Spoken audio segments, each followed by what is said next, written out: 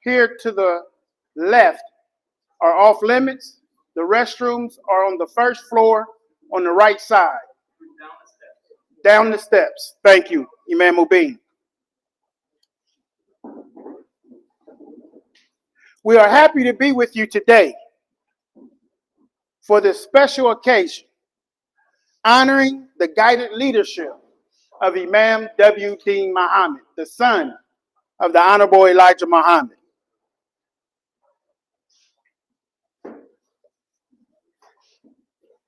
We have guests here today, and we thank our guests for joining us.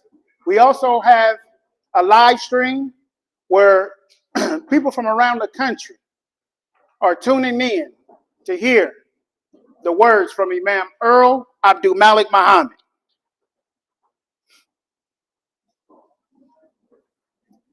Imam Earl Abdulmalik Mohammed, Muslim leader in the tradition of Imam W. Deen Mohammed, will be giving a major public address. His address is Islam and the American Soul, Struggle for a More Perfect Union.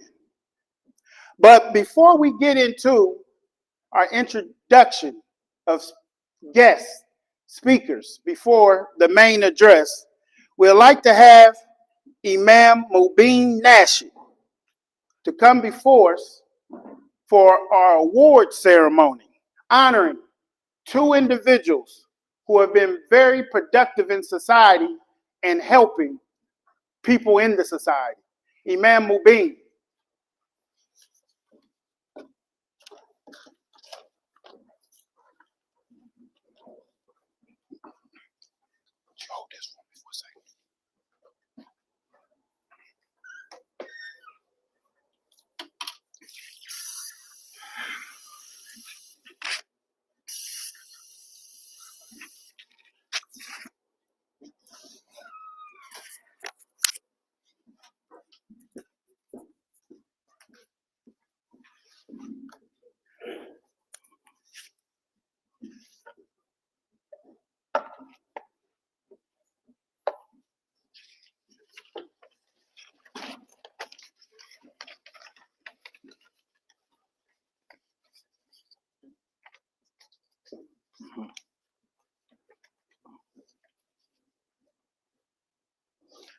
Assalamu alaikum.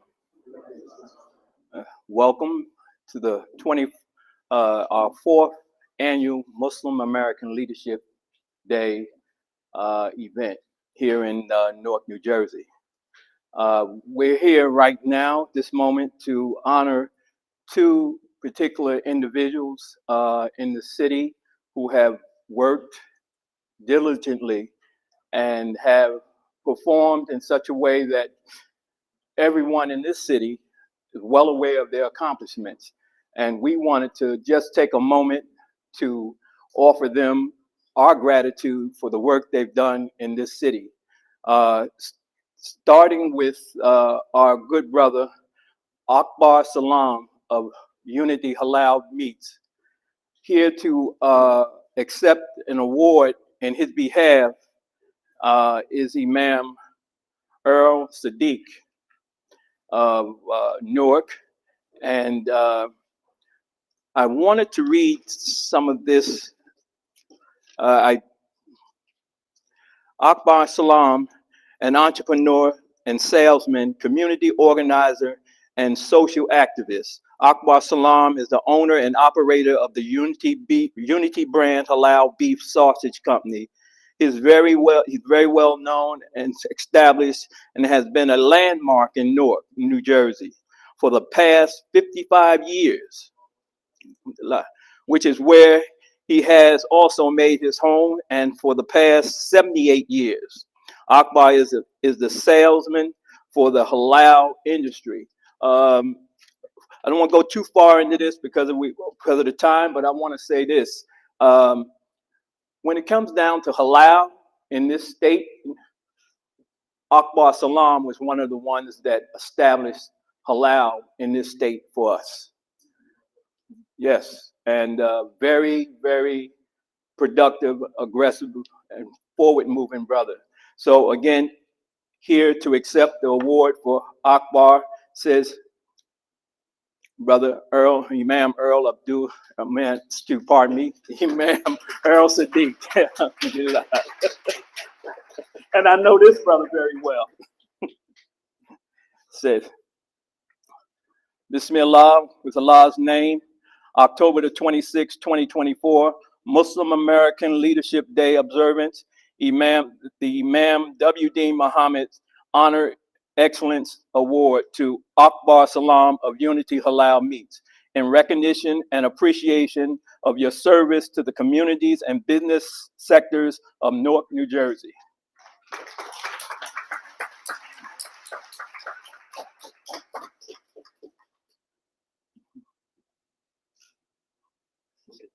Thank you. Yes.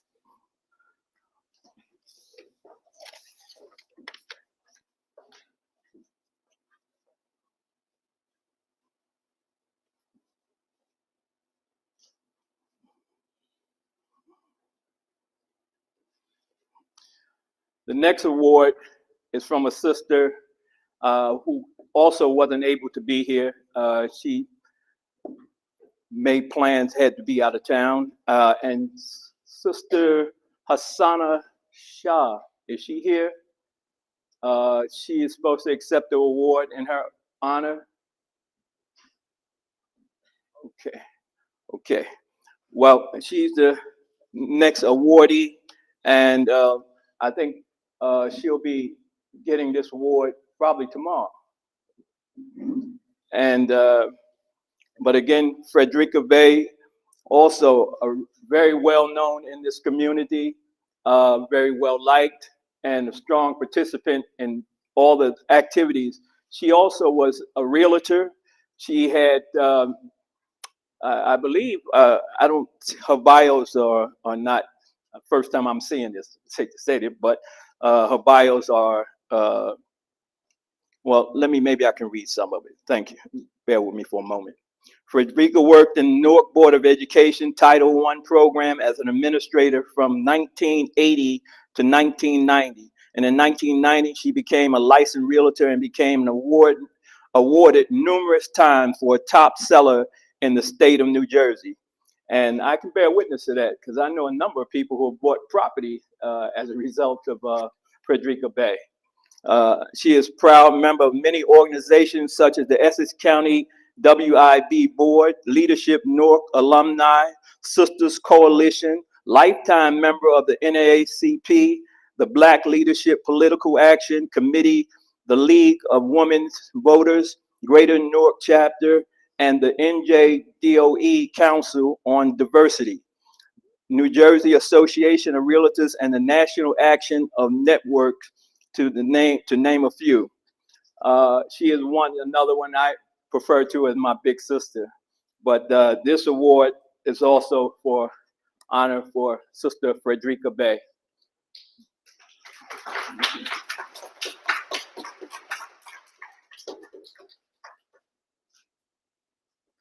Okay. With that concludes for me. Our next speaker, I'll turn it back over to our host.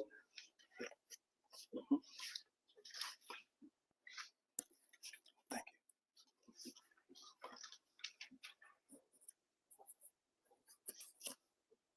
We'd like to thank Imam Mubin and presenting those dignified awards. Before we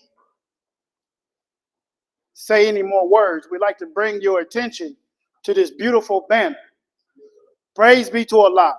And what we see here is the continuity and the continuation of our special leadership tradition in these faces. Praise be to Allah. I'd like to share with you some words from Imam Earl Abdulmalik Mohammed about this special day in recognition of Imam W. Deen Mohammed's leadership tradition. Quote, "In the spirit and truth of Islamic life in America, I ask that our people who have the experiences of the African American spiritual and social plane of Muslim life influence celebrate October 30th from now and forward as our Muslim American Leadership Day. Muslim American leader Imam Earl Abdulmalik Mohammed. Before I bring up our first guest, I'd like to make some acknowledgments. We have here today in this special audience, a beautiful audience, Pastor Richard Green and First Lady Yvonne Green of Upper Room House of Worship, Newark, Bishop Ronald Jones Interfaith Community Outreach, Newark, Mariam Bay, CEO, Tel A Vision, LLC, Newark. We have Mr. Brookshire, the husband of Dr. LaJoyce Brookshire, Lawrence Ham, People Organization for Progress, and our brother, Julius Tajuddin, the one who is responsible, for Preserve Harlem Legacy. And with that Preserve Harlem Legacy, he was instrumental in establishing 127th Street between Malcolm X and Adam Clayton Powell Boulevards as the most honorable Elijah Muhammad way. Praise be to Allah. We'd like to bring before you now our Imam from Harrisburg, Pennsylvania, Imam Duhan Abdullah. He's an educator, he's a student of Imam W. Deen Mohammed, and a strong supporter of his successor, Imam Earl Abdulmalik Mohammed. I bring before you now Imam Duhan Abdullah.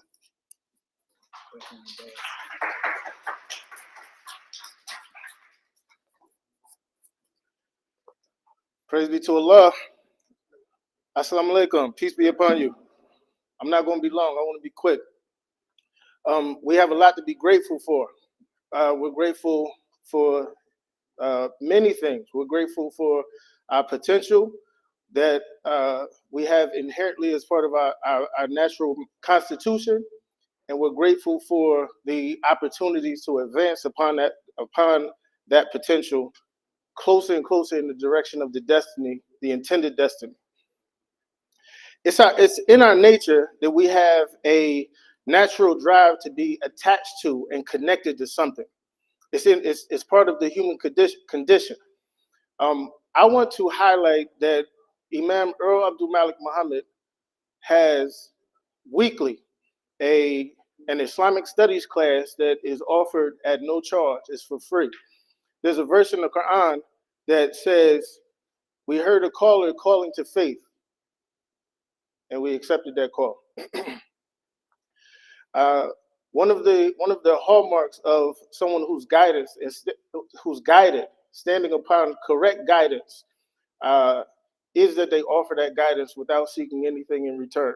And the guidance, it reaches into the life, all areas of the life, and it addresses us, it focuses us, it gives us an orientation and how to approach the situations of the day. We don't have a reading of the religion that is stagnant, that's outdated, that is like a museum reading. It's not something that we just review something of the past. We have a living, relevant, contemporary interpretation in the tradition of Imam W. Deen Mohammed of how to apply the principles of our life, the principles that were established by Muhammad the Prophet. And we get very close, very tight access to that on a weekly basis at no charge. So you're going to hear from our leader today. You're going to hear from the guidance that comes from the training that came from Imam W. Deen Mohammed. And I invite you to go to eamspeaks.com, click on the tab that says Islamic Studies class, and come get deeper, more profound, more expanded insight. So with that, I close out. Peace. Assalamu alaikum.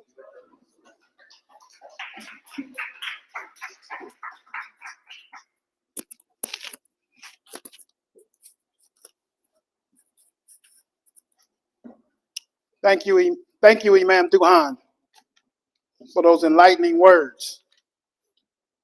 Our next guest that we would like to introduce is Dr. LaJoyce Brookshire, and I'd like to share with you a little bit about her. Ask LaJoyce Brookshire who she is, and quickly she will tell you she's God's girl. A licensed and ordained pastor, doctor of naturopathy, master herbalist, New York Times bestselling author, podcast host of Ask the Good Doctor, and college professor at New York University Clive Davis Institute and the City University of New York City College campus, where she was named the 2023 Adjunct Faculty of the Year. As a graduate of Trinity College of Natural Health, Dr. Brookshire is a naturopath treating many nationwide how to attain, maintain, and reclaim one's perfect health with everything in nature. Affectionately called the Good Doctor, Brookshire teaches that you are what you eat. She held a weekly classes on air at Sirius XM Urban View for 4 years. I bring before you the Good Doctor.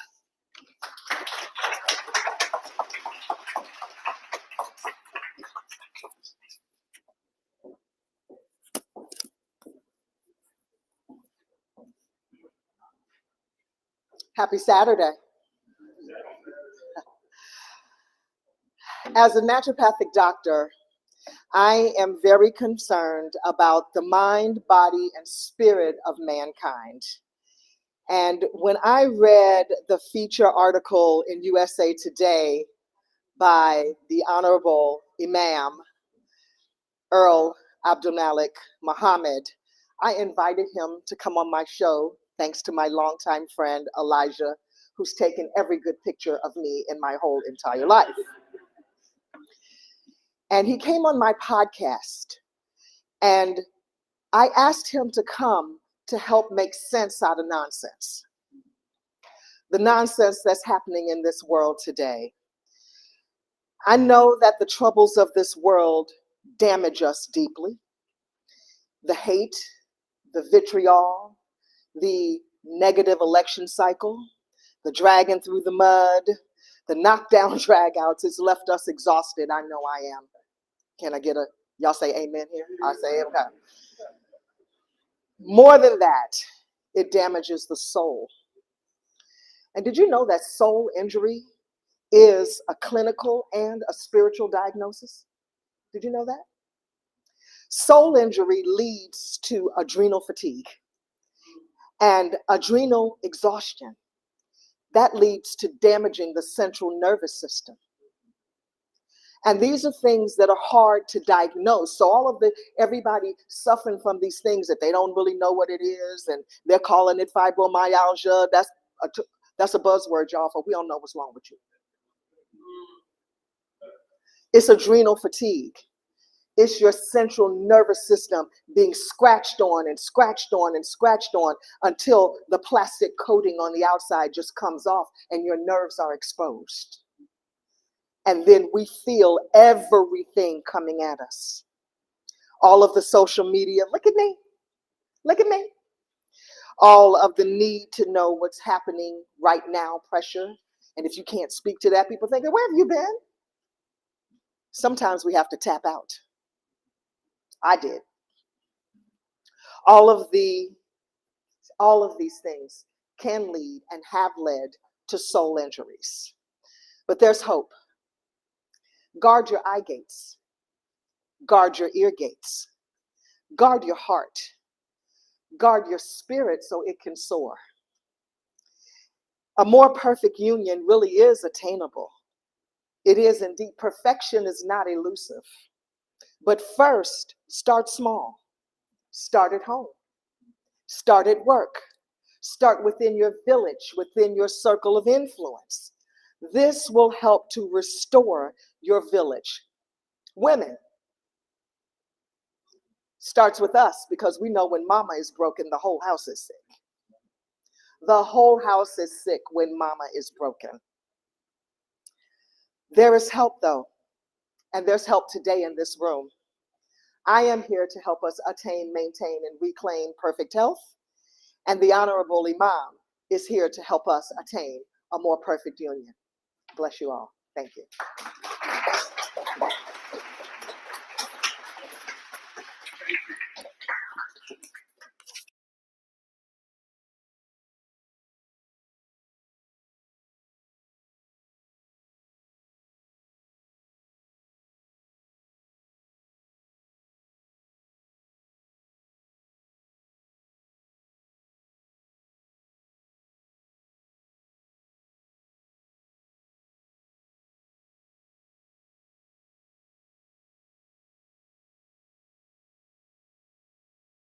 Wali Shabazz, began his journey for progress for him and his people as a strong soldier under the leadership of the Honorable Elijah Muhammad. He seamlessly began instantly supporting the leadership of Chief Minister W. Deen Mohammed in 1975 after the passing of his father. He is foremost in recognizing the continuation and continuity of Imam W. Deen Mohammed's leadership tradition with the one he prepared. I bring before you now our professor, Professor Wali Shabazz.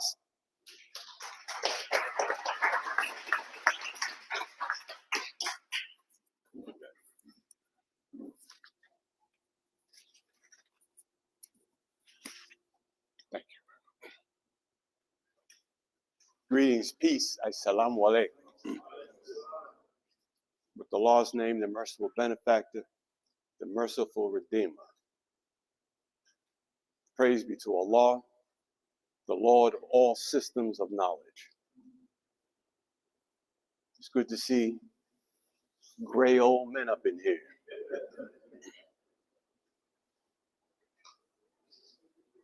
In the 60s, we said, don't trust anybody over 30. Because we were young, we had come into a consciousness of our heritage. We were angry with the white man. We were militant, we were ignorant. And one of the ignorant statements was, don't trust anybody over 30. You can't go anywhere in the civilized world that has an established government where the elders are not giving guidance to the youth. Nowhere in the civilized world can you go and the elders are not giving guidance to the youth. But this special condition of the Negro in the wilderness of North America, who was given a perception of who they were and how they needed to get there. Go slow, don't make no waves, don't scare them white folks. Child, they're gonna lynch you. Caused us, who broke away in the 60s, to reject even the wisdom of those that preceded us. But there was a movement in the wilderness of North America that began, as Imam Terenzo pointed out, in 1930 as a strategy. And I don't know if many of you can see that, but what we see Mr. Farad holding in his hands and giving reverence to in the look is the Holy Quran. That was the goal. I don't care what you think, that was the goal to get to here. And this is the succession of Imam W. Deen Mohammed. Imam Earl Abdulmalik Mohammed, his best student. Now you can't go nowhere else in the civilized world once again and find people who are established in the world that say to the world, my leadership is local. My leadership is in my town only. My leadership is in my city only. If you have a vision for your future, you have leadership. Muhammad the Prophet, prayers and peace upon the Prophet. The first 13 years of the revelation came in Mecca, right? They were persecuted in Mecca. His uncle Hamza kept pulling on the sword. Muhammad, what are we going to do? I'm ready to rumble. What are we going to do? The Prophet said, sheathe the sword. It's not time. When they got to Medina and had established community, right? That's when they started to rumble. The Prophet was 53 years old. At that time, that's an old man. But leadership is local. And don't trust nobody over 30. All right. People with a vision have a direction, have a guidance, have a culture, have an understanding, and have a respect for wisdom. What took place here in the continental United States has never taken place in the annals of human history. This was not slavery.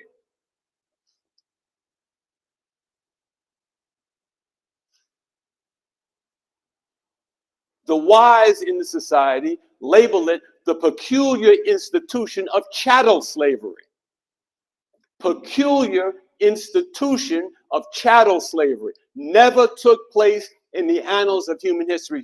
Slavery has existed since the beginning of mankind. Not this. Even in the West Indies was not as horrific as the dehumanization of the African into the Negro. So pervasive that in 2024, he's still confused. This evolution, beginning in 1930, is a breaking away from the traditional chains established by the former slave master. These people that came through this movement, the lost found nation of Islam in the wilderness of North America, left America psychologically, left America spiritually, were here in America physically, but would not participate in many of the activities, especially the social activities in America. And they consciously would not engage and indulge in the culture of the society.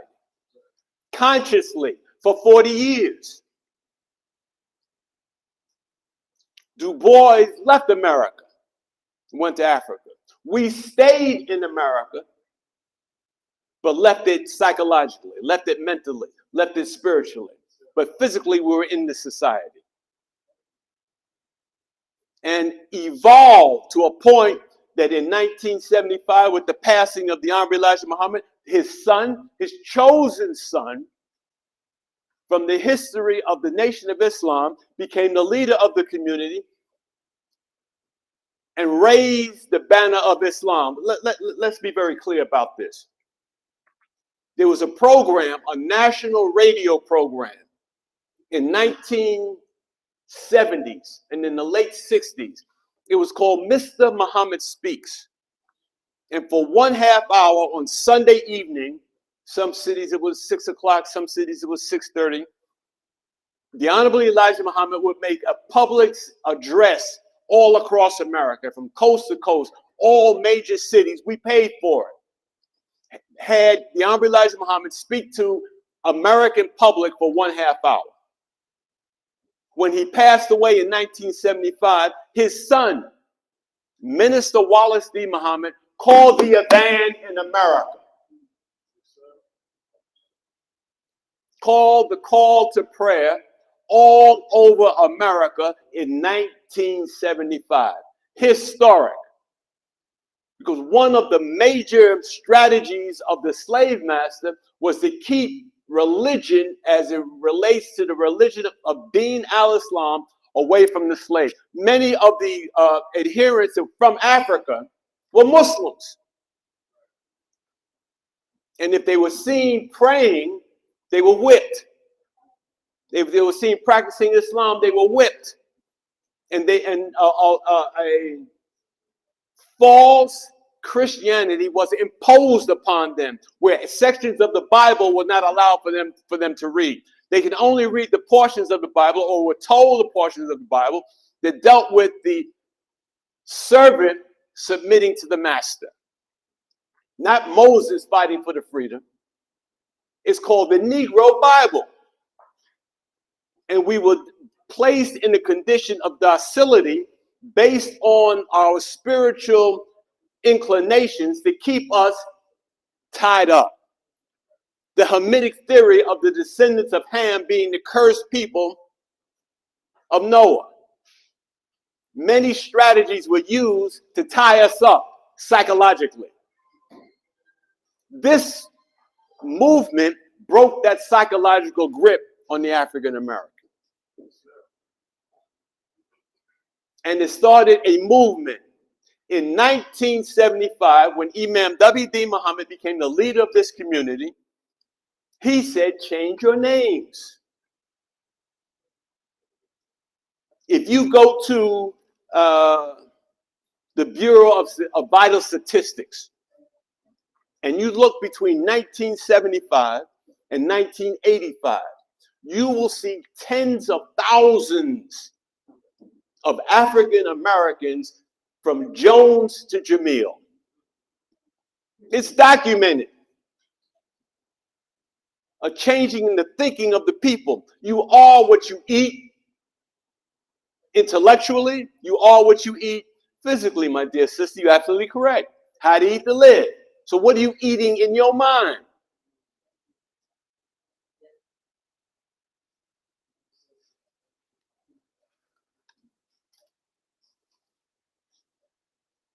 The people who established America had a vision, the new world, right? The new world.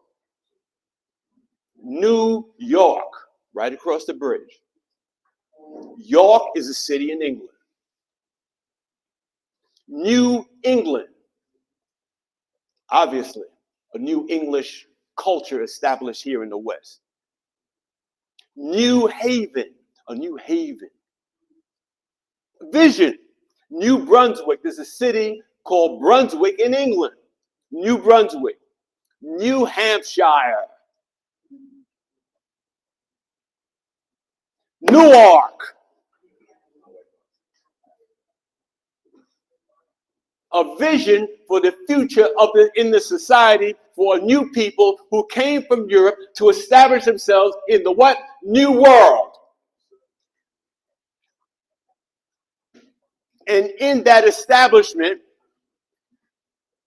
documents were created talking to the dignity of the human being and his excellence as an individual creation of God. And a new covenant was established through the new ark. Those are people that had a vision for their future. And it was determined that we would be not in the leadership, but at the tail end, supporting the leadership. Man forgets, God don't forget. So a new evolution of the people who were once in the peculiar institution of chattel slavery was established in 1930, and that evolved into a new leadership and an understanding of the Quran and the life of the Prophet, prayers and peace be upon him, as we see it independently. Nobody came for us. We were here by ourselves. Through our own devices, we had to struggle to come to a conclusion for our humanity and our future. So why wouldn't God bless us? People with faith and no vision at all, no understanding, just faith.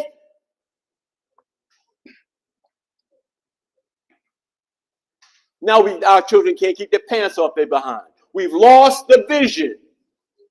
The covenant, the new ark has to be reestablished. And it can't be reestablished without leadership. Nowhere in the civilized world, for the third time, will you have people who have established themselves or are working towards establishment and don't have leadership. As Imam W. Deen Mohammed said, bite your lip till it bleeds and stand behind the leader. So just because you got gray in your face, brother, you're still a man. You're still a leader. You're still giving guidance and direction for those coming behind you. An old man can't tell me nothing. You old man can tell you everything. And it's up to you to implement what he tells you. That's what a civil society does. Assalamu alaikum.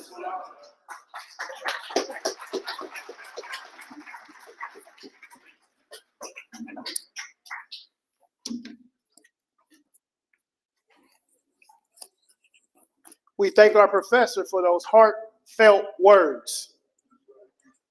We have a packed house today. All praises due to Allah.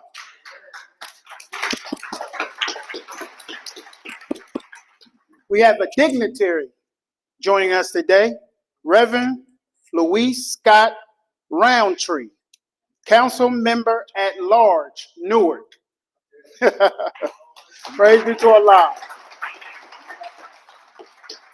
And just joining us is Mariam Bey, the CEO of Tel A Vision.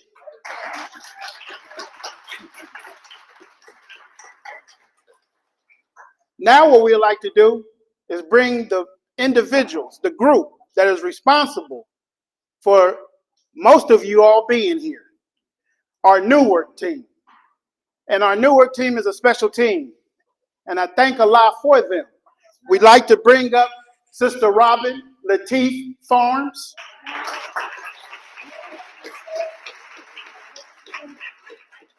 Imam Mubin Nashid,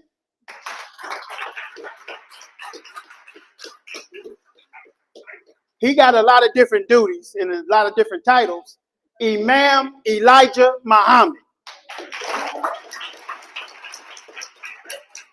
Brother Calvin Hubbard, and Brother Daryl Chapman. The Newark team, say a few words.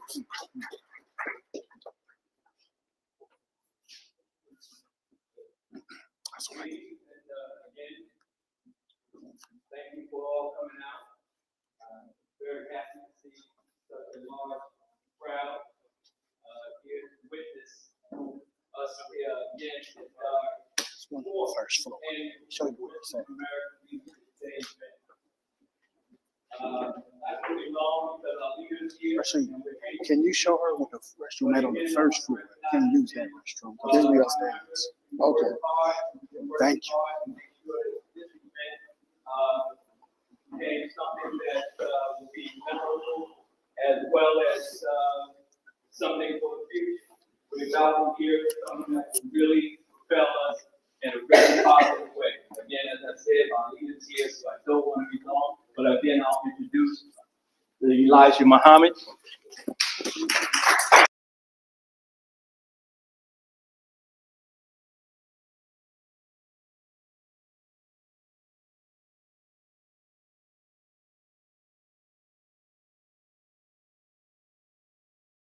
Farm. Daryl Chapman.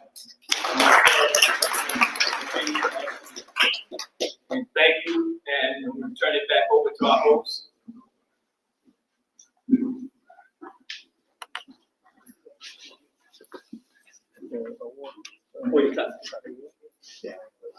Yeah, I'm going to take a picture.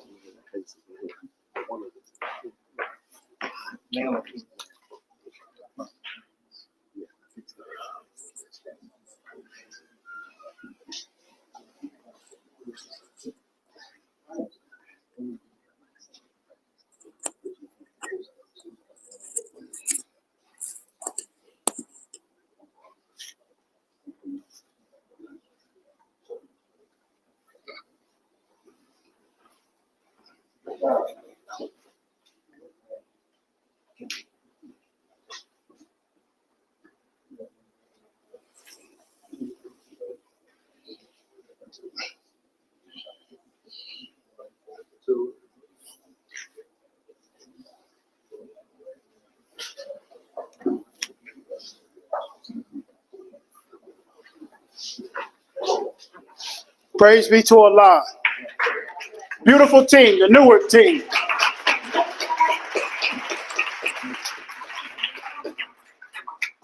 Now we're at the point that we've been waiting for.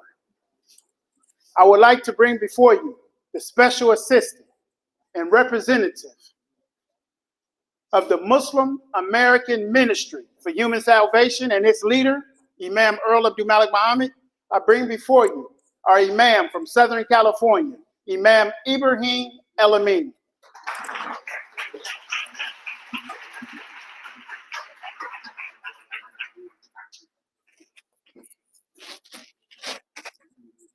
Praise be to Allah. Assalamu alaikum. That is the Muslim greeting of peace. Peace be unto you. I always have the, challenge of coming up to speak before you right after Professor Shabazz and before our Imam. I think this time I'd like to just share something very personal. I want to keep this as brief as possible, as I know we're all anxious to hear from the successor of Imam W. Deen Mohammed, Imam Earl Abdulmalik Mohammed. My grandfather my mother's father accepted Islam in mid to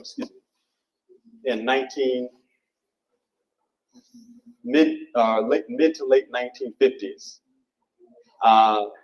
And so I am a third generation Muslim on my mother's side, from my mother's side. And my father joined the community in 1975 as Imam W. Deen Mohammed became leader of the Nation of Islam, of the then Nation of Islam. I didn't have the occasion to, because of distance and some other circumstances, to know my grandfather as well as I would perhaps have liked to. But my mother made sure to tell us frequently about his commitment as a follower of the Honorable Elijah Muhammad and Imam W. Deen Mohammed in 1975 as the community made momentous transition. And she always characterized it as being very, very smooth and diligent and faithful follower. That was the way that she characterized him, that when the changes began to be implemented by Imam W. Deen Mohammed, that even if he didn't completely understand all of the dynamics, he was guided by his faith and his commitment and his sincerity. My father had a similar circumstance coming into the community in 1975 as these changes were taking place. He's coming into a situation that there was some instability and uncertainty, but he was moved by faith to follow the late Imam W. Deen Mohammed. So all of this is part of my own personal history. And I can say and I don't share this often, but I thought that perhaps this might be the setting to share it.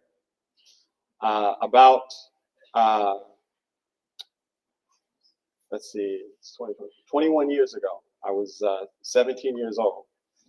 And we were having a program in the city where I was born and grew up in, Riverside, California, in Southern California. And it was mainly my father's determination to invite the representative of Imam W. Deen Mohammed, Imam Earl Abdulmalik Mohammed, to our city to speak at a program that we would have annually. I was about 17 years old at the time, and had specific, responsibilities that they would give to the younger people at the time, members of the community. And I thought that I always had the spirit to support and to do the best job that I could. At any rate, I had the chance to meet Imam Earl Abdulmalik Mohammed at that time. It was the first time that I met him. And the program was about 2 to 3 days long. And so I had the opportunity to spend some time with him, both in the public presentations, but in, I guess you could say, a more or less formal settings. And at that tender age, very, very, very clearly, it was evident to me in very plain language that this was the next leader of our community. I was very familiar. My parents made sure to make sure that we were informed in terms of what Imam W. Deen Mohammed's teaching was, what it emphasized, its particular role in the social history of the African American community and the social history of America. And it's natural for young people to be thinking about the future when they will become adults. And so the question was on my mind, what the future of our community would look like, what the future of this process would look like when my parents would no longer be here and I would be an adult. And praise be to Allah, I think that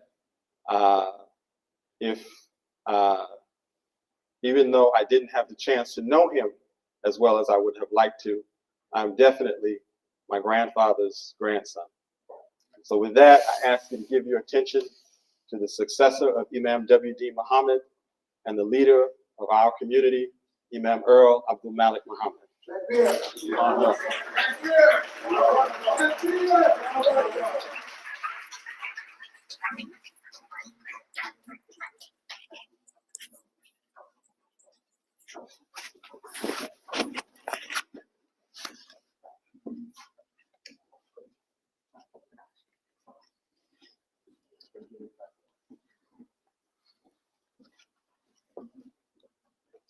Peace be on you as we greet, as Muslims greet each other. Assalamu alaikum. The praises for God.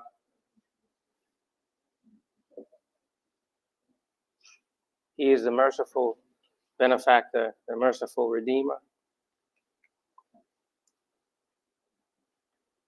It is our statement of witness to say that there's nothing to be worshipped except him. Nothing to be joined with him in worship, and to also witness that Muhammad is his servant. Muhammad, to whom the Quran, our holy book, was revealed, is his servant and his messenger. It is our great honor to be here in this very special city of Newark, New Jersey. Very special for a number of reasons. And for us belonging to this community of Muslims, Newark has a kind of separate space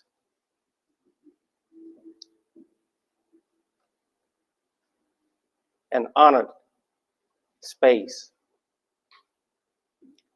in the history of our development as an Islamic community in America.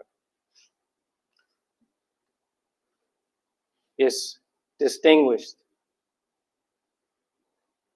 even from Chicago and Detroit, which are also special in our history as a people. Newark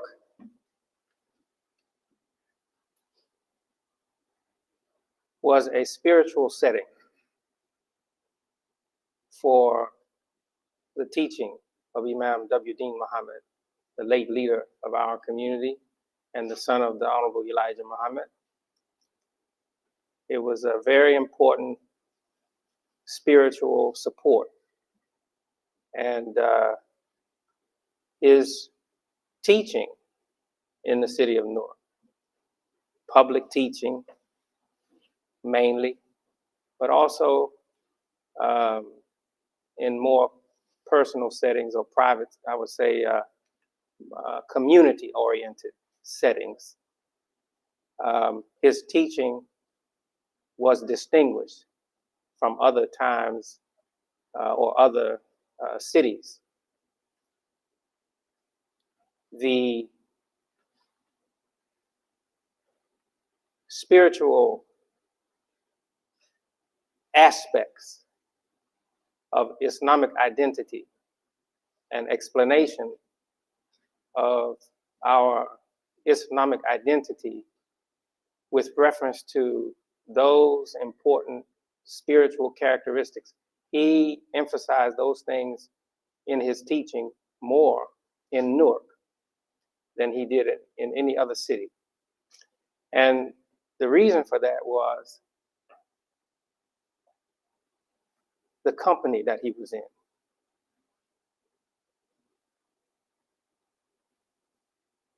The quality and depth of the sincerity of the people of Newark had a special influence on him. And he acquainted it, or he associated it with what he understood to be the meaning of Newark itself as a city. At Newark was a sign of the covenant that God made with humans. And in the American discussion on that covenant, that Newark provided a spiritual base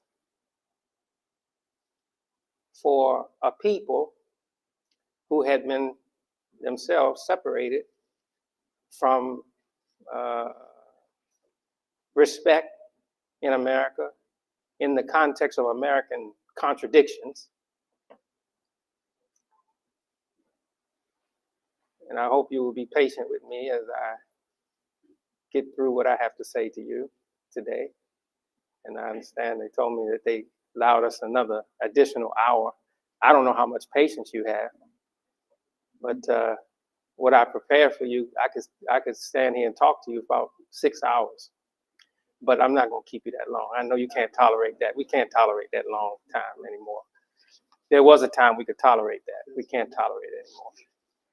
The society won't allow us, Dr. Brookshire. Is Dr. Brookshire still here? Yeah, the society won't allow us to tolerate that anymore. You know, we don't have the patience that we once had. We're, as Dr. Brookshire said in her address, our souls have been injured. And America, in its deviation from this covenant, is responsible for that. And it's not just responsible for it for Americans, it's responsible for it in the whole world. And part of the reason that we exist as a community is to address that problem. Not just on behalf of the American people, not just on behalf of the African American people, but on behalf of the soul of the human. So, Newark is an important setting. And we could have had this meeting in Chicago. We could have had it in Detroit, Washington, D.C., or Atlanta, Georgia, or Los Angeles, California, or any of these major cities where we have a concentration of people.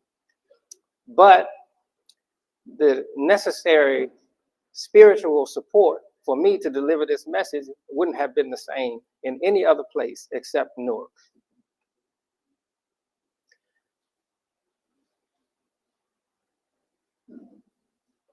What Islam is in the character, in the public character of America, and what Islam contributes in this troubled time is best stated from this city. So I hope that you all who hear me say this can appreciate what I'm saying. This is not a commentary on the present condition of the Muslim community in Newark, because the Muslim community in all cities now, or most cities that I'm aware of, is troubled. And Newark is no exception. So what I'm speaking of is not discussion on the current state of affairs for the Islamic community in the city of Newark. It refers to what the hope is, what the aspirations are, and a discipline in characterizing what our message is. And so there's no place I can deliver this message on this particular observance except in this city. Muslim American Leadership Day. That's new. That's a new observance for us. And it comes from the spirit in us to acknowledge our late leader, to acknowledge him in his role in the purpose of the planning of the original founder of the Nation of Islam, Mr. W.D. Farad.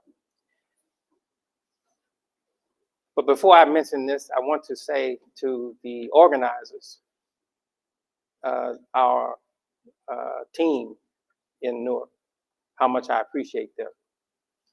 And I salute them with a great and sincere respect. They have labored with tremendous burden to defend and represent me. I know that's not easy right now. And I appreciate them so much for their courage. They see what I see.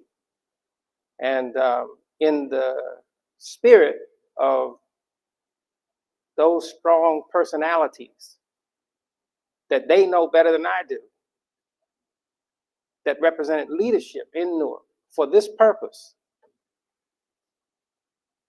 they recognize the obligation to represent that, even in spite of an unjust kind of absence of people that should be here. It's an injustice. What better place is there for the Muslim African American community in Newark? What better place is there for them to be on this day than here, given what it is that we have in focus? Even if I wasn't here to speak, it's not a matter of me. It's a matter of what we have in focus. And what we have in focus is to pay tribute to something that was birthed into the world.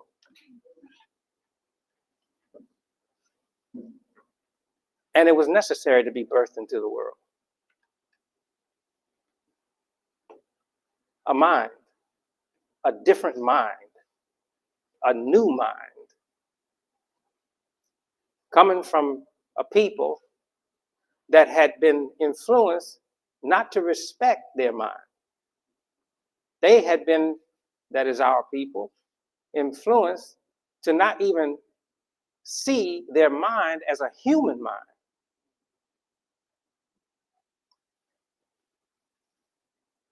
Strategy, schemes, diabolical to separate them from their humanity.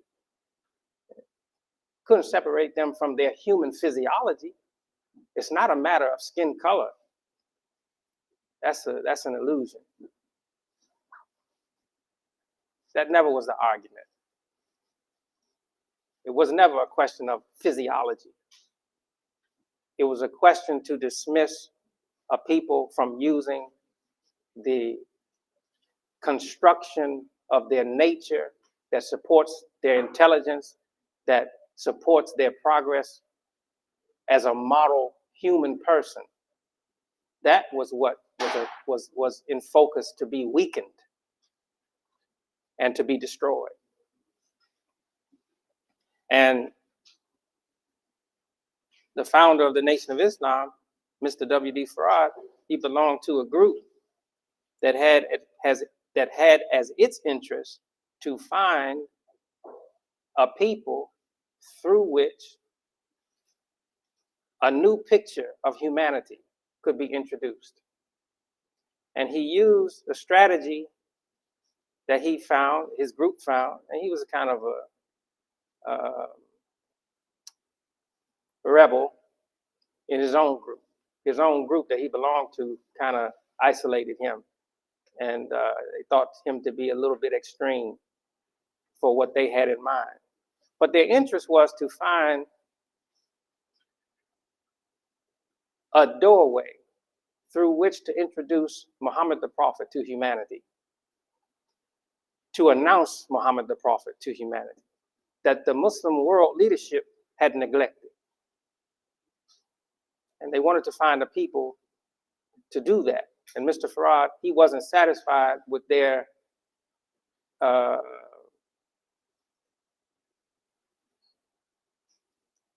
energy level. He wanted to be a catalyst for more activity. So he introduced his idea. So Muslim American Leadership Day. This is the week of the birthday of Imam W. Deen Mohammed. His birthday is October 30.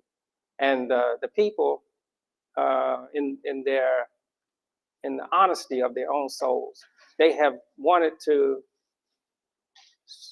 say something and do something in observance of Imam W. Deen Mohammed's contribution to their life. And it's natural to want to salute someone on their birthday, do something special as a celebration on the birthday. But that's not necessarily an Islamic tradition to celebrate birthdays. And Imam W. Deen Mohammed himself, people around him, family members, they wanted to celebrate his birthday, but he wasn't so excited about celebrating his birthday. And somebody might say, well, what do you know about that? I knew him. I knew him personally, and I knew him close. And he wouldn't want anyone to go out of their way to celebrate his birthday. But as a person making a contribution necessary for the progress of the life of mankind in the way that God has approved the steps for that progress, as a person making a contribution to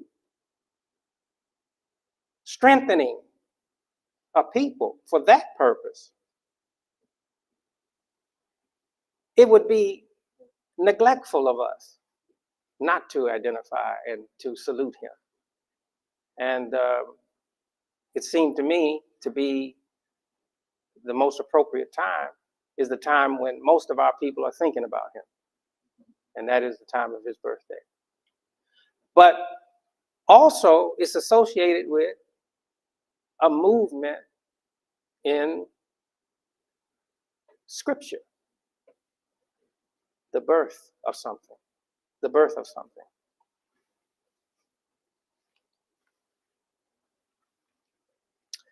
So I have this topic to address, and I have all these papers up here, and I'm not going to use all these papers, but they are influence for me. So when I look at my notes, I'll look at the notes, but I'll look at these papers and remember some of the other things that I want to say to you today that are very important to establish in public view what is our perspective and our message as a Muslim American community, and more particularly the Muslim African American community. And that's important to point out. Islam, it sensitizes us to identify in the human picture, the common picture of humanity. And God says in our holy book, in the Quran, that he has made a picture for man, a common picture. And from that picture, he has made many pictures. And the many, he has made all excellent and beautiful. In the consideration of the many pictures of, or many frames of the human person, it has been argued in the modern world, in modern times, all the way up to the present, that those descended from the continent of Africa are more associated with animal nature than human nature. And the argument is made even presently. Say, well, we don't have that trouble now. You most certainly do have that trouble now. When they present you as hypersexed, oversexed, and they put, we had a discussion on the way here last night. One of our imams asked a question of me about some things that are going on now in the public of America that have us, our people, as the face of it. And he was asking about it. And my answer to him was that it was a characterization of us that wants to make the argument again in a new or in a different picture or a different argument that you're just animals.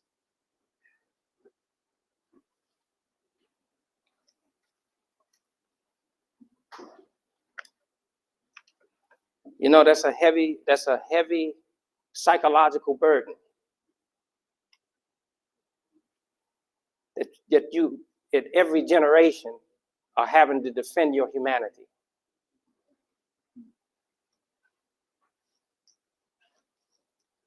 So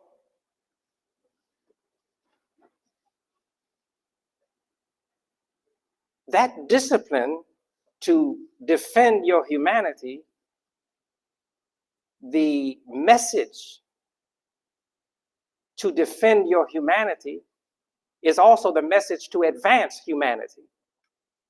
And you find yourself in that condition in the world, it sensitizes you to the condition of man on the earth.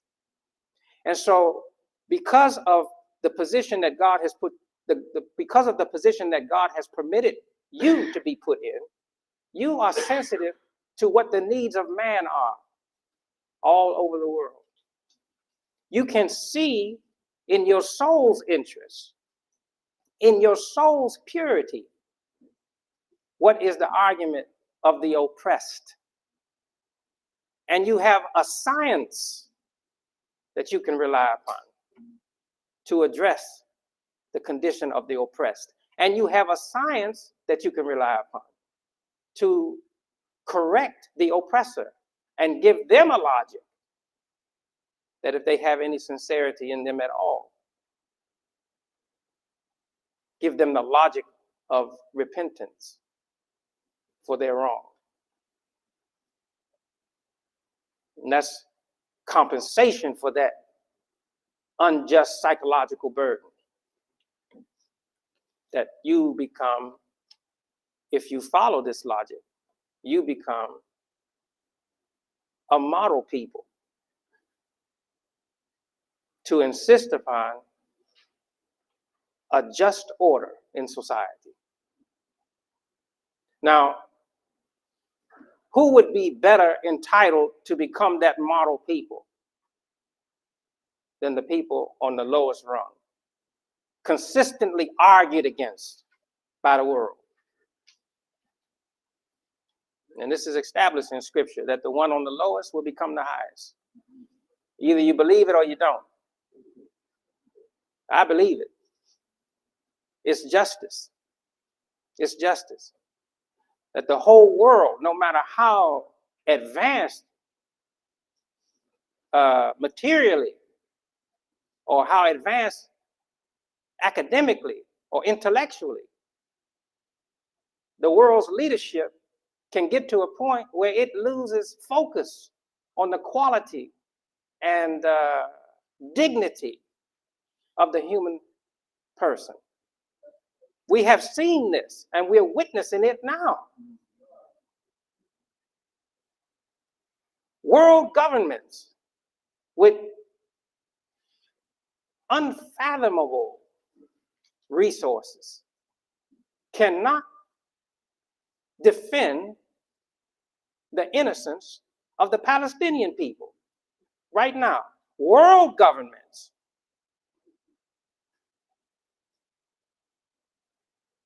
America, our own home nation, its resources, the precious resources of its people, being used against and to obliterate the innocence of a people right before our eyes. And we're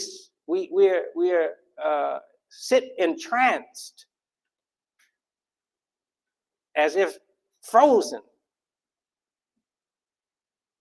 in non-activity.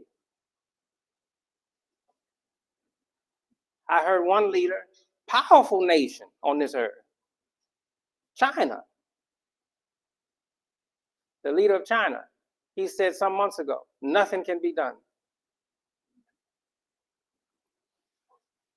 What? What? Nothing can be done. So what does that say to me? It says that these societies have been cut off from the moral logic that is necessary to argue in defense of human innocence. They no longer have access to it. I don't believe that the leader of China was telling a lie. From his vantage point and with what he has access to in his own psychology and the spiritual sense of his own people, they can't reach the argument anymore. They don't know the language to defend the human person anymore. They don't know the dignity of the human person anymore. They don't have access to it. It is lost to them as a knowledge. And that has happened in the course of human history, not just in this time. It happened in the time that the world accepted, while it looked upon a people drawn from Africa, it accepted that they be reduced to chattel. You know, the whole world has to bear responsibility for American slavery. It's not just the American white man. The whole world has to bear some responsibility. It was in the witness of the whole world.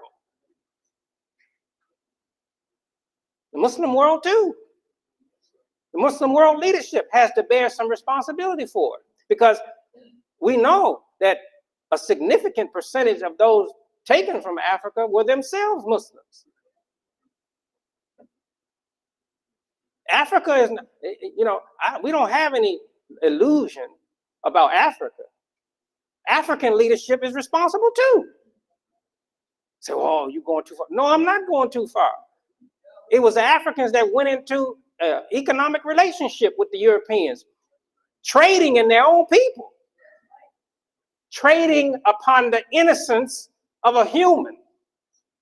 The Africans contributed to it too. And that's the truth of it. And who's left as the victim? This people. This people. And innocent people. You know, in the history of mankind on this earth, there has never been a more innocent people than us. We are the most innocent people in the history of mankind. We have not contributed to any world wars. No, we have not developed any mass destructive weapons.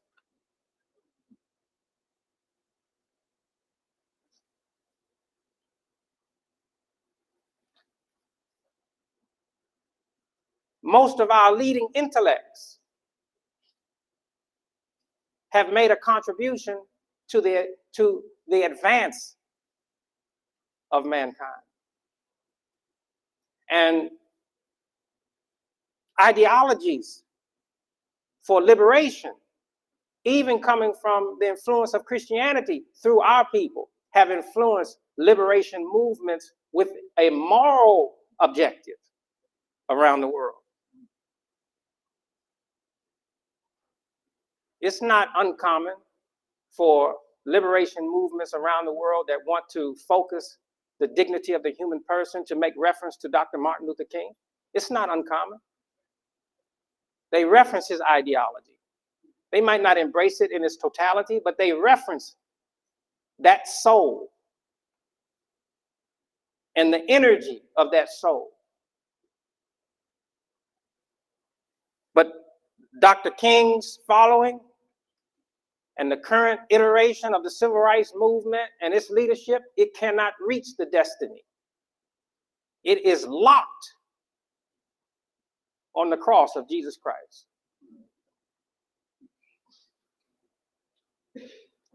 As that's presented in Christianity, because that's not the picture that we have.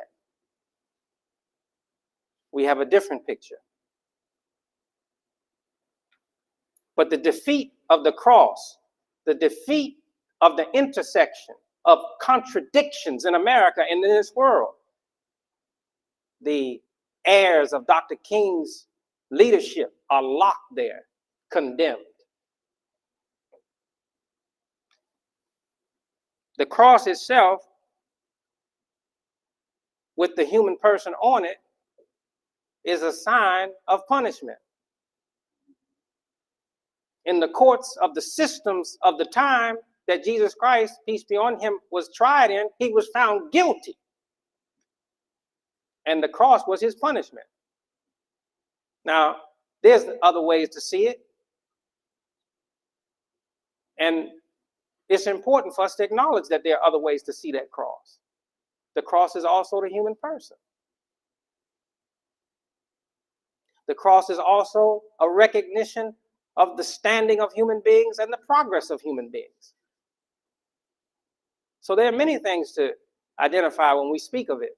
But right now, it's important for us to register on this Muslim American Leadership Day what is the contribution that the Muslim African American community makes to the discussion about the movement of the moral urge of man to free itself of oppression and to be in line with that which qualifies them for the covenant with God.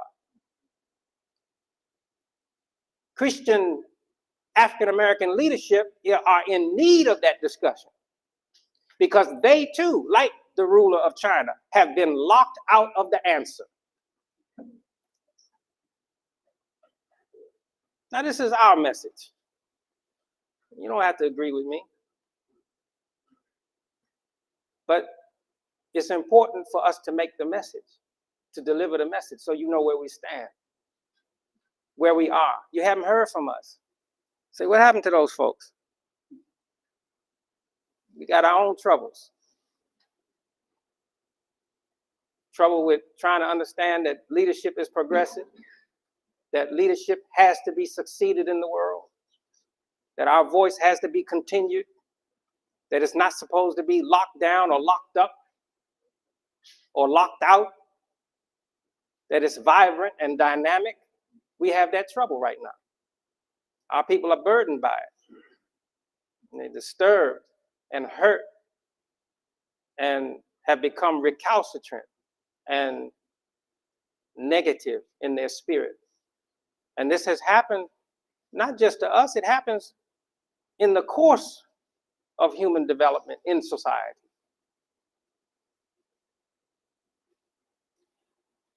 And it happens so that that urge to free man is awakened again. It has to be awakened again. It has to be stirred. And circumstances have to stir it. You're so burdened by the negativity, at some point, there's going to be a member in your group that doesn't want to swallow it down anymore. And they say, I'm not going to tolerate this condition anymore. And when that movement sparks in them, a new mind, a new thinking emerges. But it's not new. It belongs to the universal methods.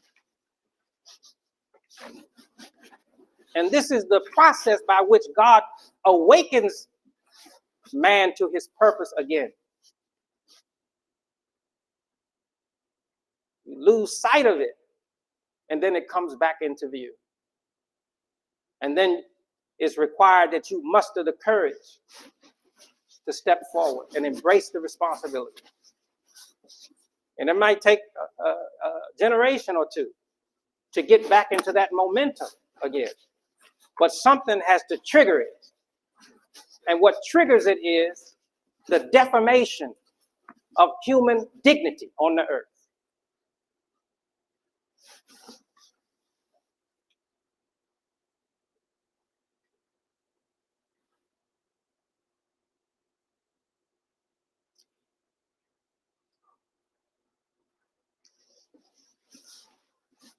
Mr. W.D. Farad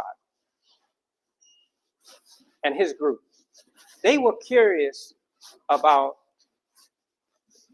what would develop from the sensitivity to ask God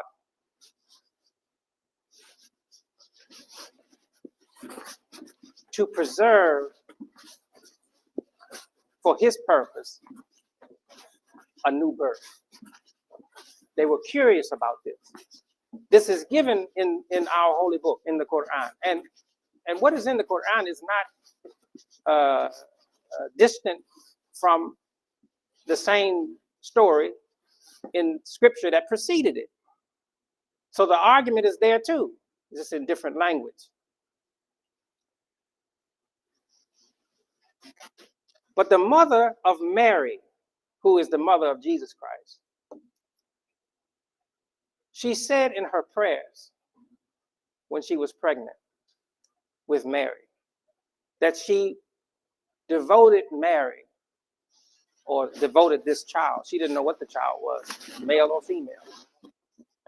And the way the Quran gives it, it appears that her expectation was that it would be a male. But she devoted the fruit of her womb to God's purpose. And the word that's used in the Quran means a devotion or a dedication that is free from the world's negative influences.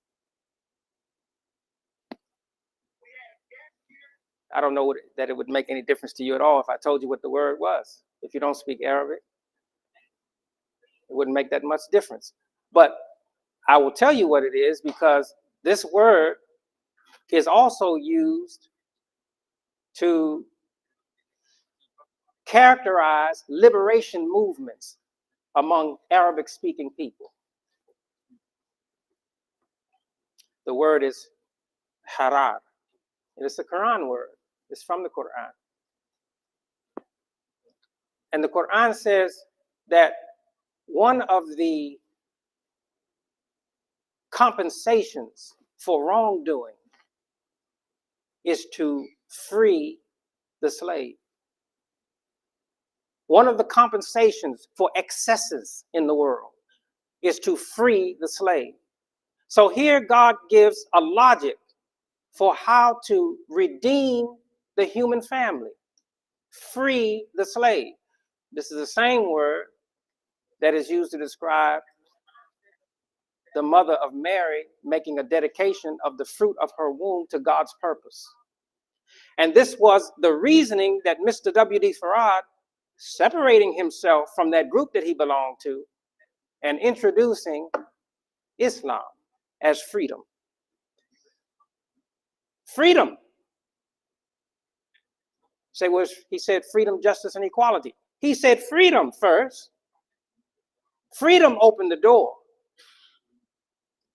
The interest in freedom opens the door to justice and equality. The interest in, now he's coming from the Quran influence. The interest in freeing the slave, as God says, is compensation for wrongdoing. Well, who's wrongdoing? The Muslim world leadership's wrongdoing. With regard to what? With regard to ignoring the condition of the African torn from Africa and becoming slave in America. Ignoring that condition was the excesses, was the wrong. So here's Mr. Farad introducing an idea, and he created a lot of confusion and he did a lot of things that muddied the water in terms of understanding what Islam is in its true report. But even that was necessary so as to give momentum to the mind that he wanted to create or introduce into the world.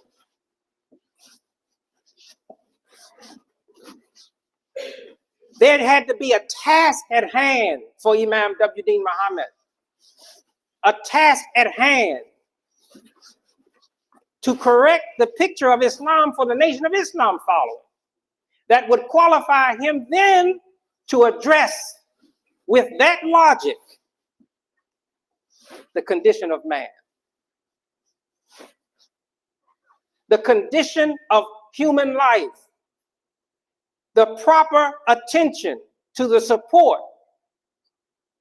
and the trajectory of human dignity, to put it in classic terms so that it could be universally held. And when the world's leadership lost an attachment to it, it could be translated into every human language. That's a powerful responsibility for the Muslim African American mind. But that's the purpose for which it was created. That is what Mr. Farad had in mind. A Jesus Christ people. A people who would be signaling the pathway to the just society. Pointing to the pathway for the just society.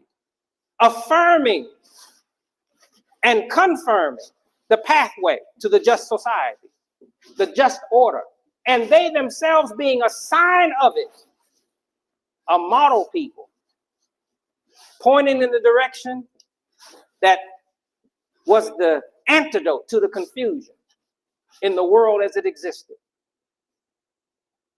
A Joseph people.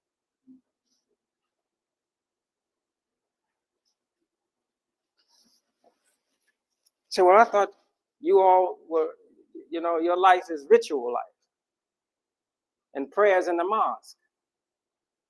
Our life is that.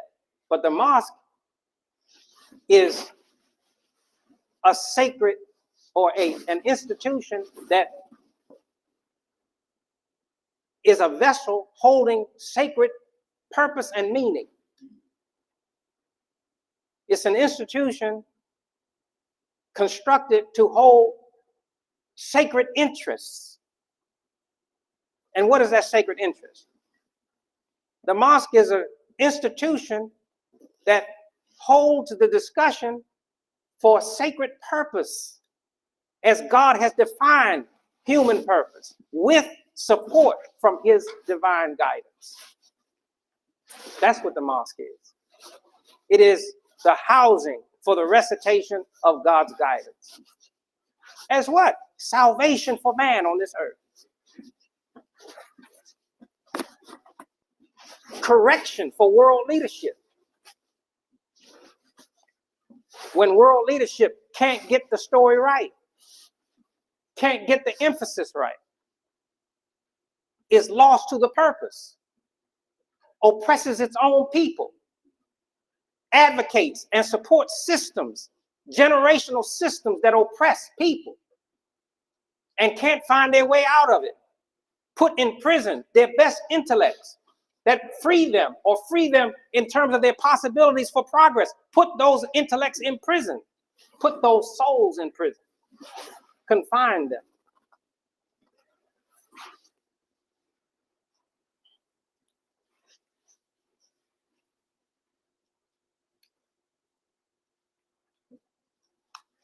So Mr. Farad, he's looking for this people.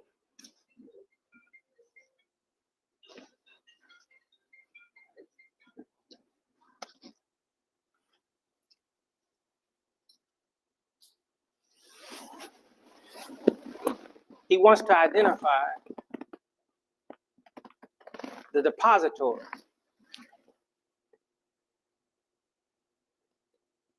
the womb from which to bring this new mind.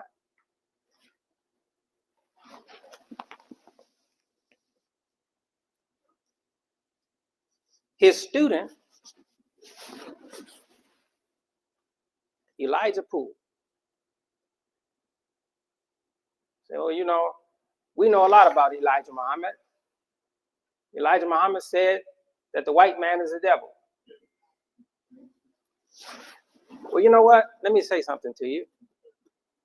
I feel sorry for you if you think that that's the credit of the Honorable Elijah Muhammad. That's the way to see him. People were saying white men and white people and the people from Europe were devils long before the Honorable Elijah Muhammad said it. So that's not his credit.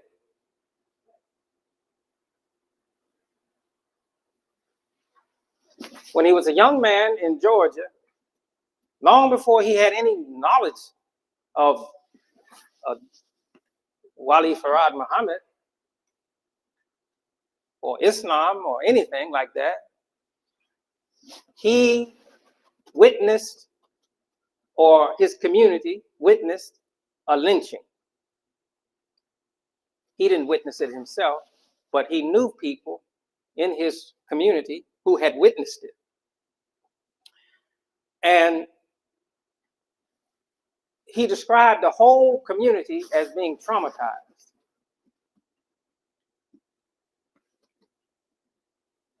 By this lynching. That the person who was lynched was well known in the community. And, you know, the nature of a lynching is that there's a victim, but there's no crime. No one is charged with any crime. So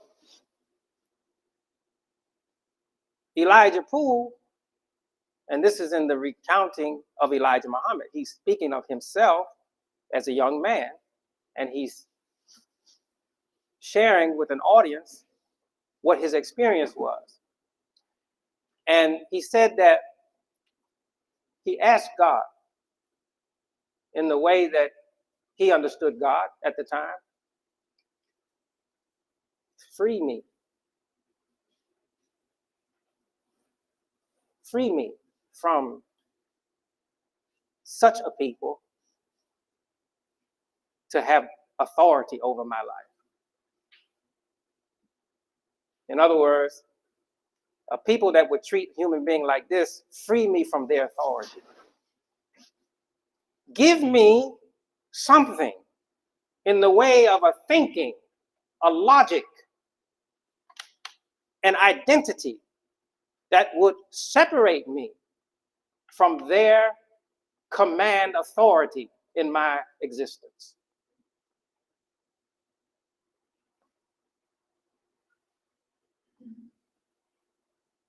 Wasn't that the same prayer as Mary's mother? I dedicate what is the fruit of my womb to your service, freeing the fruit of my womb from the world's influence. So it's the condition of the world that Elijah Poole was addressing as it lashed out and crushed the innocence of his people. So he's asking God for relief from it, but not just a physical relief or a separation, physical separation. He's asking for a psychological discipline that he can embrace and grow upon that will establish him so that he won't be under the authority of such an oppressor. That's what he asked God for. Well, this was the supposition and prerequisite that Mr. Farad was looking for. He was looking for a depository like that to plant his idea, to bring something into the world to address this condition in the life of man. Now I'm going to share something with you that some of you all know, some of you all don't know. But Mr. W.D. Farad, he took a special interest in the family of Elijah Muhammad. And when the family became pregnant with one child, Mr. Farad said, dedicate this child to the service of the Nation of Islam. Dedicate this child to be a partner and worker and supporter of his father's work. And in addition to that, give this child my name. And he wrote the name that he wanted the child to have, because Mr. Farad had several names that he went by. So what was he doing? He was hiding from the authorities? No, he wasn't hiding from the authorities. He was making commentary in several different disciplines. And every one of those names have meaning in the interest that he was pursuing. But he wrote the name on the wall, Wallace Deen Mohammed. And when the time came for the child to be born, that's what the parents named the child, Wallace Deen Mohammed. Birthed into the world October 30, 1933. Sensitized and nursed on the teaching of the Nation of Islam. Sensitized and nursed on the teaching of the Nation of Islam. Seeing the reality of the world through the picture and the lens of the Nation of Islam teaching. But with a special characteristic and emphasis that you are charged with the responsibility to be a helper to your father. It moved him in a direction where he became curious about what is the proper or true identity of a Muslim. And he sought the sources that Mr. Farad pointed to determine what is the identity of a Muslim. And what source was that? It was the Quran. As you see in that photograph up there of Mr. Farad, he has in his hand the Quran. He's looking at the Quran. So if you're suggesting that Mr. Farad is the God, you know, what need would he have to research the Quran? If you're suggesting that. And that has been suggested. There are people still suggesting that. And if they're watching me today, I'm giving you a word of correction. That Mr. Farad is not the God. That Mr. Farad was a human being with human sentiments and human interests. And he belonged to an order of people that surveyed the world and searched the earth for a group of people to reintroduce a logic that would respect mankind in its purpose. And that people would have to evolve to understand that logic. That he gave them confusion and mud in the same way that Jesus Christ put mud on a person's eyes so that they might see again. A struggle had to ensue. An injury had to be taken or accepted. A difficulty had to be imposed. A burden had to be applied. Pressure had to be put on that soul. No seed that comes into the earth that grows up as a mighty tree does not have to endure pressure and darkness. This is in the plan of God. So in the context of the womb of the Nation of Islam, having as its focus Elijah Poole's prayer to be free of the oppressive authority of the world, comes a mind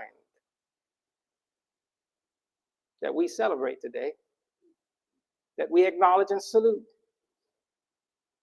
as the special identity of the Muslim African American people, defining for them a special purpose in the world.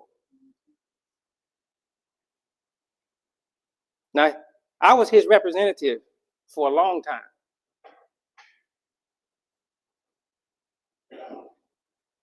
15 years. I was Imam W. Deen Mohammed's representative and his partner in many things. And One thing that he said to me that took me 30 years, almost, maybe more than that. Took me 30 years to understand. He said it to me when I was a very young man. And only recently did I completely understand what he meant by it. He said to me, as if to give me purpose for my work with him, he said, Abdulmalik, you are a combination of me and my father.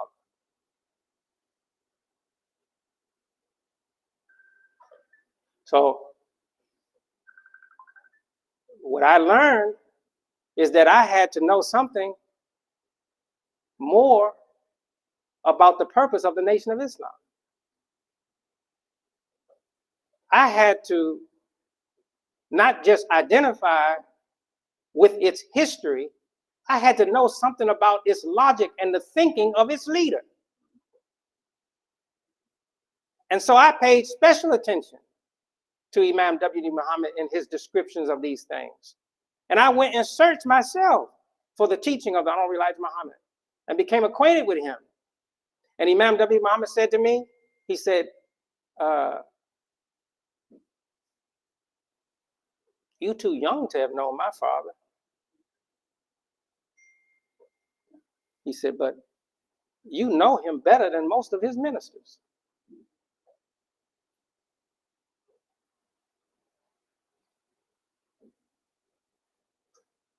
So we living in the world right now where Christian African-American leadership that we have all benefited from in search of what Dr. King called the beloved community, which is another expression for the just society, where that leadership itself has become lost and insensitive to its purpose.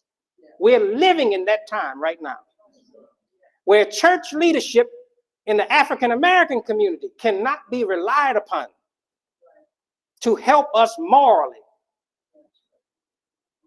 It does not register for our neighborhoods moral strength, moral thinking.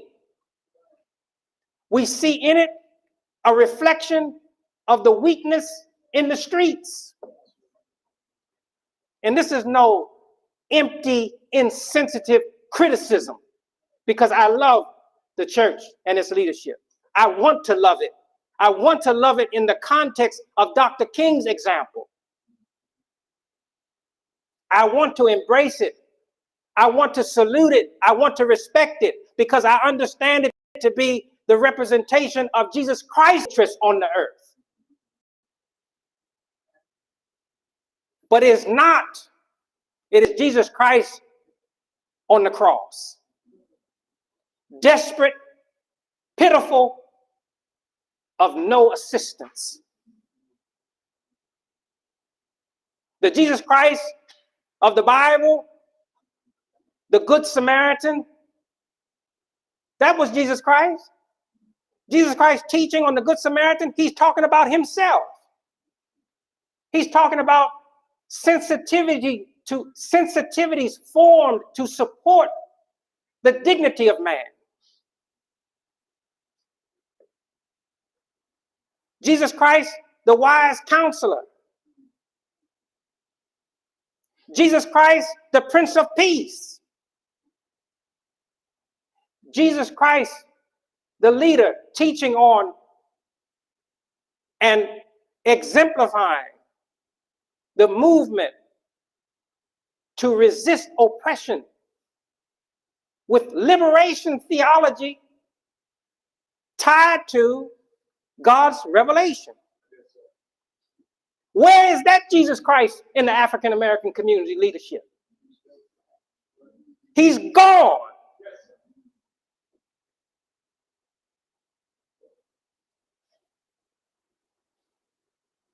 So now is a time where Jesus Christ is presented in the world as pointing to a comforter. That the reasoning of the world cannot appreciate what I'm offering you, and I'm going to point out something to you. It is necessary that I leave you. You have neglected me. You have treated me as a foreigner. But I want to see you come into the just order, the just society. And I will affirm it. And I'll call out its name. In the Quran, the name is Ahmed. Ahmed, which is close to Muhammad.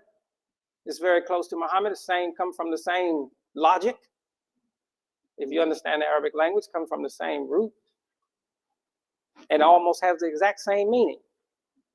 But it means, one means the actionable work, and the other means the institution. So Jesus Christ in the Quran is pointing to Ahmed as an institution. So this is a process and a system. This is a movement and an urge that is developing over time and is consolidated into a thinking and a logic and ideology. It is an institution. It is also an individual. It is also a group. It is a thinking, a logic, a conclusion in the world. In real time, in real circumstances, in real difficulty, in the moment of loss of world leadership, it is a logic to address the condition of man. Jesus Christ is not estranged from Muhammad. Muhammad himself, the prayers and the peace be on him, he said, there will come a condition in the world. There will come circumstances in the world where you will see myself and Christ together. Christ thinking as a hope. Christ emphasis as a logic appearing again in the world, moving in the direction of the construction of the just order. And how is it witnessed? How do we witness it? Language to address the oppressed. Language to address the oppressor. And where is it most egregious in the world now? Israel and Palestine. And no people on this earth are better equipped to represent the humane interests and the just struggle of the oppressed soul that is the Palestinian people better than this people. It is this people that have recognized that the sacred institution, the sacred mosque at Jerusalem, is a commentary on the dignity of man. It is this people that recognize that Muhammad the Prophet himself was searching for the possibilities of a just order. That he recognized the dignity of man, but he wanted the establishment for that dignity to guarantee a place on the earth in the spirit of man to defend him against all oppressors.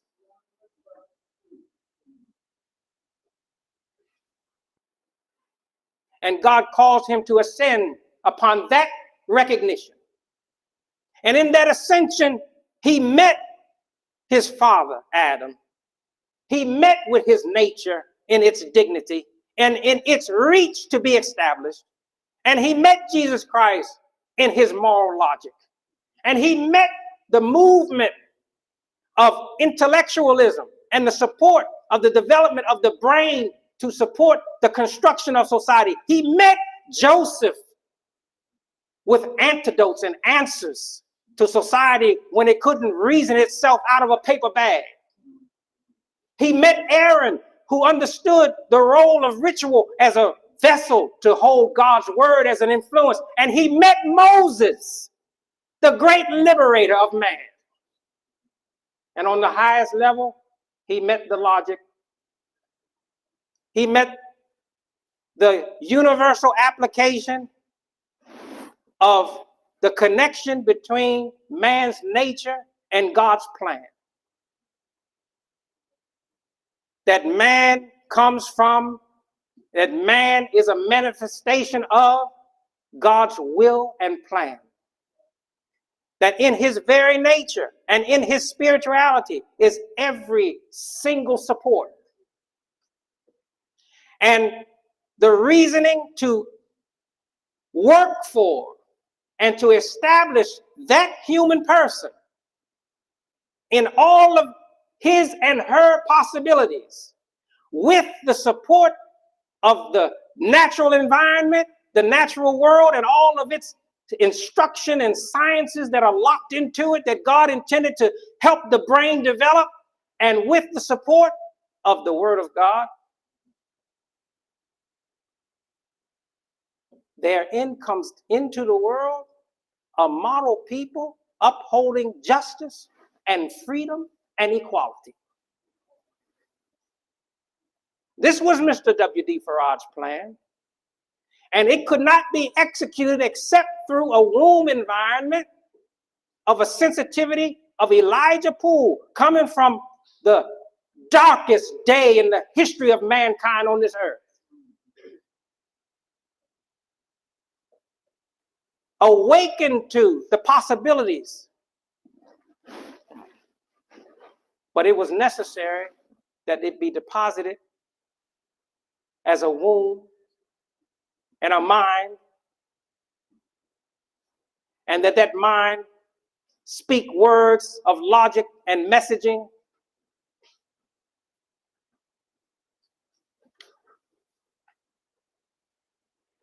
and that logic and messaging be identified in the character, in the public character of a people. I guess every distraction that is possible that the devil can throw up here, he wants to throw, so I won't complete this logic. But I'm going to complete it in spite of him. A'udhu billah minash shaitanir rajim. I seek protection with God from the rejected one. Because I know for you all in this audience, and also for those that's watching us, the devil doesn't want me to complete this reasoning. He doesn't want me to complete this logic. He wants to confuse me and you and everybody. It's not going to happen. By the strength that God has given this people for its purpose in this great city of Newark, New Jersey, with its great leader, Mayor Ras Baraka, who himself comes from a movement in the African American soul. He comes from a movement in the African American soul to enrich itself culturally, to clothe itself culturally, to enrich itself by way of liberation theology and egalitarian thinking.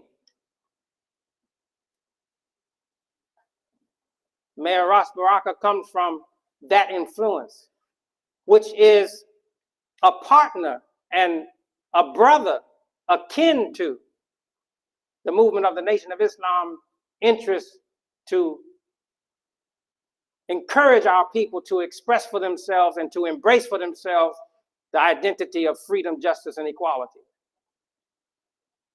That's why Newark is such a special setting. It is the public marriage, the public joining of the natural urge of our people to be free, to be established, with God's direct help from his guidance. Newark is the setting. Mayor Baraka is a sign of that movement. Please give him that message from me and tell him it's not just coming from Earl Abdulmalik Mohammed, it's coming from the successor of Imam W. Deen Mohammed. That'll mean more to him. He'll understand the message. So let me conclude this now. You all been patient with me, and you know, I didn't even turn the page. I got all this here, but you know, it's not necessary because I'm looking at your faces and you get it. So let me conclude this.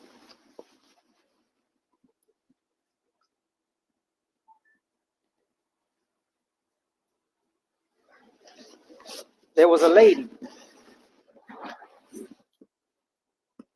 in the house of Pharaoh. Say, well, she wasn't in the house of Pharaoh, she was in the house of the command authority. That's the house of Pharaoh. And she was enamored with a new presence in that house.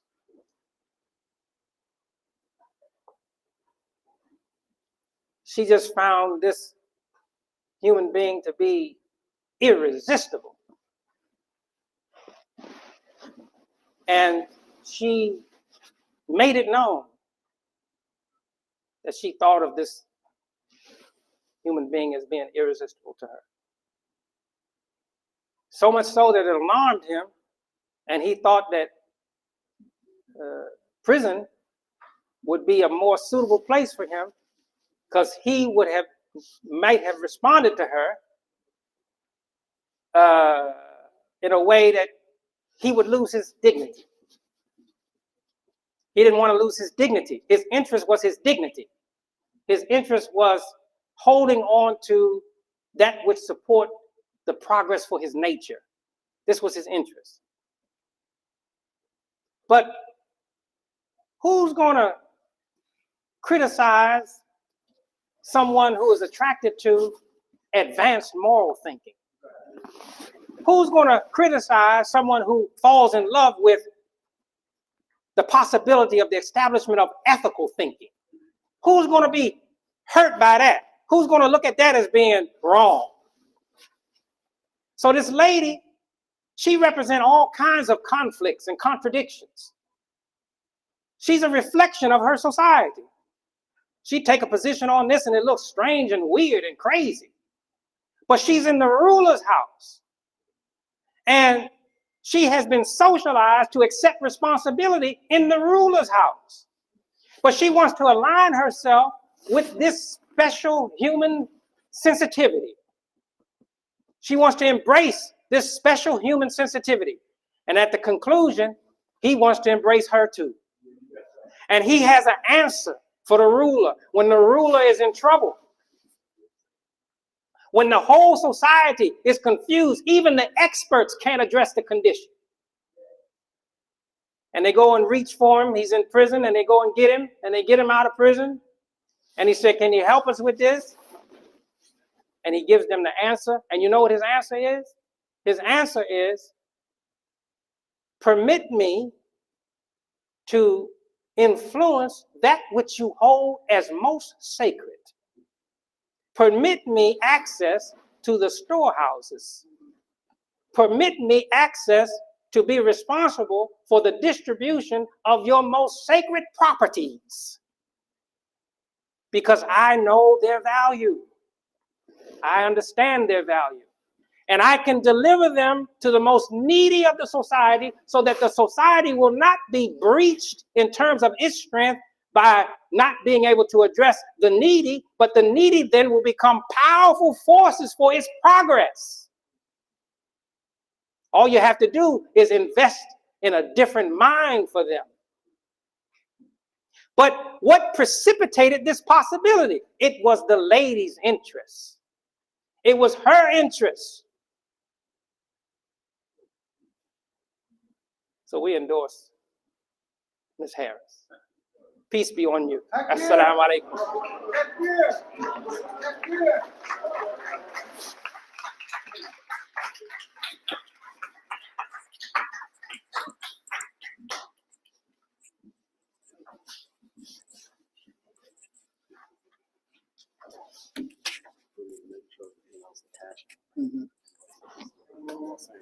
Yes.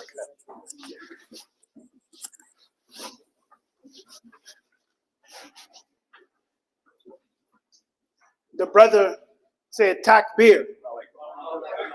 And the announcement is Allahu Akbar, and that's translated as God is greater.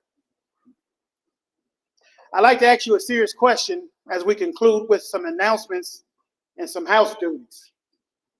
Who else is speaking like this? It's a legitimate question. And I've been asking that question for over 6 months, and no one has answered. Because I know the answer, and they do too. Praise be to Allah. Allah says in the Quran, then which of the favors of your Lord will ye deny? And if you think what you just heard is not a favor from Allah to have that type of expression from this tradition, I'm here to tell you, you're not perceiving correctly. I can't think of another place I would rather be today than with you all here in Newark. And to hear what we just heard today. I'm fired up and ready to go. We got some people to talk to. We have some envelopes that's being passed out now. These envelopes is for those who would like to donate financially to contribute to this message being spread all over America. If you would like to donate, please take the envelope, put in your generous donation, and give the donation to, I'm looking for Imam Frank Shaheed. Imam Frank Shaheed, could you just see your face real quick? Could you get an envelope to Imam Frank Shaheed? The CashApp, for those of us who don't carry money on us, the CashApp is $MAMHS, Muslim American Ministry for Human Salvation. And for those of us who supported Imam Muhammad, we should be familiar with that language.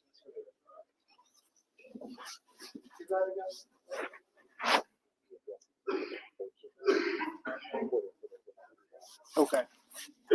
MAMHS, Muslim American Ministry for Human Salvation. Just take the F out. MAMHS. For those who would like to rewatch this special public address, you can go to eamspeaks.com. You can go to the YouTube channel, EAM Speaks. You can go to his Facebook page and also Twitter to rewatch. And I would suggest share it. Share it with those who wasn't here. Also, we would like to share with you Muslim American leader Imam Earl Abdulmalik Mohammed. He conducts an Islamic studies class free of charge every Sunday morning. If you would like to join this Islamic studies class, I'm looking for Imam Duhan Abdullah. This is the person to talk to. Stand up, Duhan, so they can see you. Before you leave, I would speak with him. This is a class that if you are serious, you need to be in.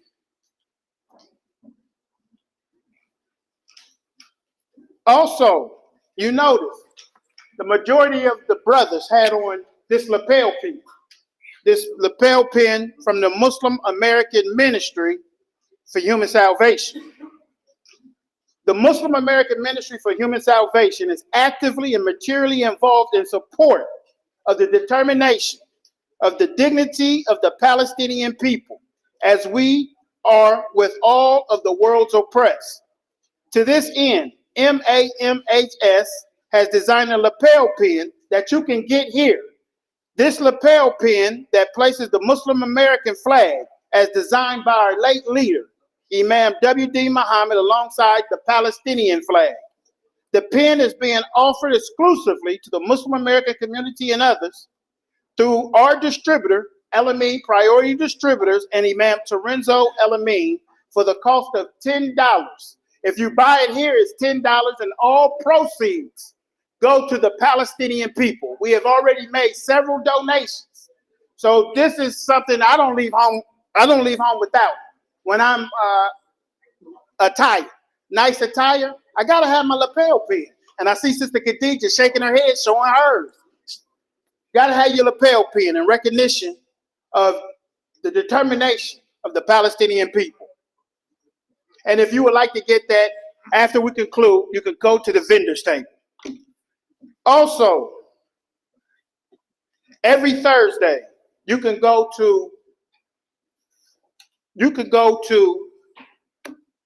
Facebook Live, The Guided Tradition of Imam W. Deen Mohammed, to see our spectacular programming called Bilalian Voices in the Tradition of Imam W. Deen Mohammed, in which we have conversations with believers from across the country.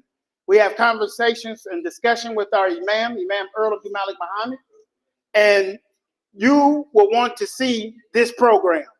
Also, we have another program entitled The Prescription, Family Ties, The Prescription for Society, a podcast that you can go to Spotify, iHeart, Apple to listen to this podcast, and you can find it under Family Ties, The Frank and Farida Show. Now, before we conclude, we have, thank you, Imam Frank. This podcast is a special podcast because on this one dropping on Wednesday, Imam Earl Abdulmalik Mohammed is being featured as the special guest on the podcast. So it comes out on Wednesday, and you'll want to go to Apple, Spotify, or iHeartRadio to hear it. The next public address of Muslim American leader Imam Earl Abdulmalik Mohammed is the inaugural West Coast address starting November 24th, 2024, where Imam Earl Abdulmalik Mohammed will be speaking in the City of Angels, Los Angeles, California. His topic, Race to a Manifest Destiny, Islam and the Challenge of America. This will be held at the iconic Western Bonaventure Hotel in downtown Los Angeles, California. Free attendance and open to the public. For more information, you can go to MuslimAmericanMinistry.com. Now we would like to conclude with inspired words from Imam W. Deen Mohammed. The podcast is entitled People of Conscience in the 2024 Election. Families in Focus with special guest Imam Earl Abdulmalik Mohammed. I'm looking to be there to hear this. And the flyer that I just mentioned about Los Angeles is on the back of this beautiful souvenir booklet. Beautiful souvenir booklet. We would like to thank the special assistant for putting this together. I shared with a brother, and I'm going to close quickly. I told him, I said, we got the best souvenir booklets that I've seen in the history of this community. The best souvenir booklet giving tribute to Imam W. Deen Mohammed and his father lies with us. Praise be to Allah. And I'm not ashamed to admit it.